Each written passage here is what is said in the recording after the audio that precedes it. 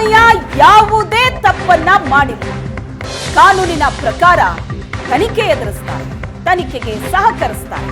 CM ಪರ ಸಚಿವ MB Patil ಮಾಡಿದ.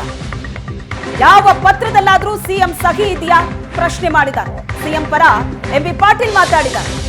ಯಾವುದೇ ತಪ್ಪು ಮಾಡಿಲ್ಲ, ತನಿಖೆಯನ್ನ ಎದುರಿಸ್ತಾರೆ ಅಂತ ಎಂಬಿ ಪಾಟೀಲ್ ಅವರ ಮಾತಿದೆ. ಯಾವುದು ಮುಜುಗರ ಸಿದ್ದರಾಮಯ್ಯನವರು ಏನೂ ತಪ್ಪು ಮಾಡಿಲ್ಲ.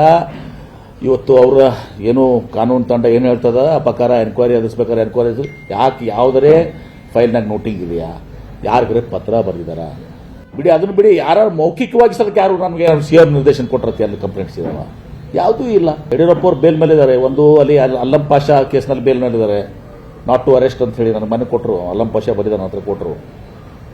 ಒಂದು ಕೇಸ್ನಲ್ಲಿ ನಿರಾಣಿ ಅವರು ಒಂದು ಕೊಟ್ಟರು, ನಾಟ್ ಟು ಅರೆಸ್ಟ್ ಅಂತ ಹೇಳಿ ಬೇಲ್ ಮೇಗಿದ್ದಾರೆ. ಇನ್ನೊಂದು ಕಡೆ ಇನ್ನೊಂದು ಇಲ್ಲಿ ರಾಜ್ ಕೇಸ್ನಾಗ ಬೇಲ್ ಮೇಗಿದ್ದಾರೆ. ಇವ್ರೇನು ಮಾತಾಡ್ತಾರೆ ಯಡಿಯೂರಪ್ಪ? ಸಿದ್ದರಾಮಯ್ಯನವ್ರದ್ದು ಇನ್ನೂ ಪ್ರಾಥಮಿಕ ತನಿಖೆ ಆಗಿಲ್ಲ. ನಾನು ಬಹಳ ಸ್ಪಷ್ಟವಾಗಿ ಹೇಳ್ತೀನಿ, ಪ್ರಾಥಮಿಕ ತನಿಖೆ ಆಗಿಲ್ಲ. ಅವರು ತಪ್ಪಿಸ್ತಾರೆ ಅಲ್ಲ.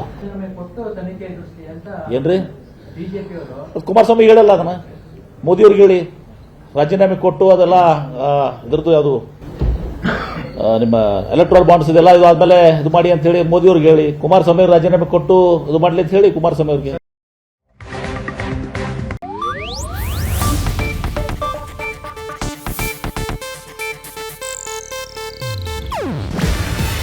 ಇದು ಏಷ್ಯಾನೆಟ್ ನ್ಯೂಸ್ ನೆಟ್ವರ್ಕ್ ಪ್ರಸ್ತುತಿ.